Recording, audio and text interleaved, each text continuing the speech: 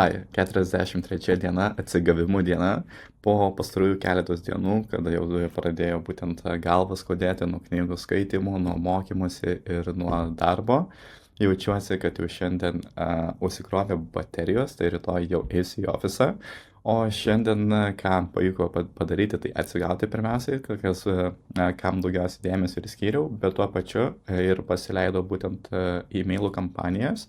Tai tiksliau Metos reklamos kampanijas nemokamam e-mailų oferiui. Tai ką vakar ir sakiau, ką planuoju pasidaryti, tai tą ir pavyko pasidaryti, tai labai faina ir dabar galime šokti į ekraną ir pažiūrėti, kas gausi. Taip, tai ką mes matome, tai matome Canva tą pačią, ne, eilinę kartą ir matome būtent jau paruoštus vizualus reklaminius. Tai iš viso bus 8, tai taip, yra žinutės, yra tada tokie urgency arba CTA tie patys. Vėliau tai matome headliną, matome būtent papildomą žinutę, subtekstą, kuris skatina žmonės imtis veiksmo arba būtent paskatinti jį greičiau imtis veiksmo ir turim CTA-ų. Tai jo, tai faina. Manau ir tiksliau tikiu, ne, kad pavyko paruošti gerą turinį, lyginant netgi su praeitu, koks jisai buvo, tai upgrade'as gausi. Pažiūrėsime, kokie bus rezultatai. Pamatysim, ar skiriasi būtent pagrindinis metrikos ir tada, kas yra svarbiausia, tai būtent užklausų kokybė. Tai irgi reikia ir kiekio, reikia ir kokybės. Tai ką turiu minėti kokybė, tai yra būtent kokie verslai kreipiasi ir dėl kokių problemų irgi kartais skiriasi problemos.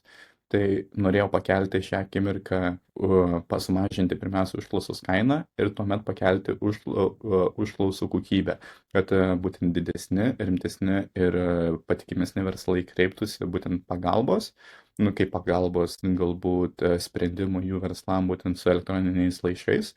Ką noriu paminėti, tai nėra pagrindinė mūsų paslauga, bet iš skirtingų testavimų kol kas tai būtent vienas iš oferių, kas patraukia būtent didesnius klientus, su kuriais yra didesnį potencialų dirbti, ne?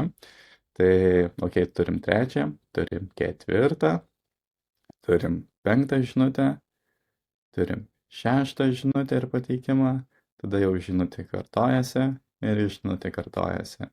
Tai turim tokias 8 variacijas, tai savaitės pabaigoje, dabar yra šeštadienis, gruodžio 6, Sidnėjaus laiku 23:17, Lietuvos laiku 14:17, tai kitą penktadienį, ateinantį penktadienį, tikiu, kad galėsiu įrašyti jau papildomą vaizdo įrašą, kur galėsim šiek tiek praseiti būtent kokios yra pagrindinės metrikos ir tada būtent kokios kokybės užklausos atėjo.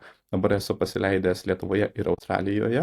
Pažiūrėsim, ar Australija būtent tai išliks iki penktadienio, galbūt kilinsiu ir perkelsiu biudžetą į Didžiąją Britaniją, nes tikėtina yra daugiau potencialų iš ten gauti daugiau lydų ir už geresnę kainą. Taigi pasimatymą, laikykis.